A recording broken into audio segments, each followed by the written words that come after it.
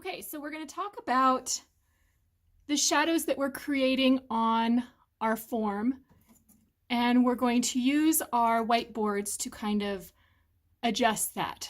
So watch as I place a whiteboard here and kind of slide it into place, how it kind of fills in the nice shadow, it fills in the shadows at the top. And we're going to take our second whiteboard and place it in here next to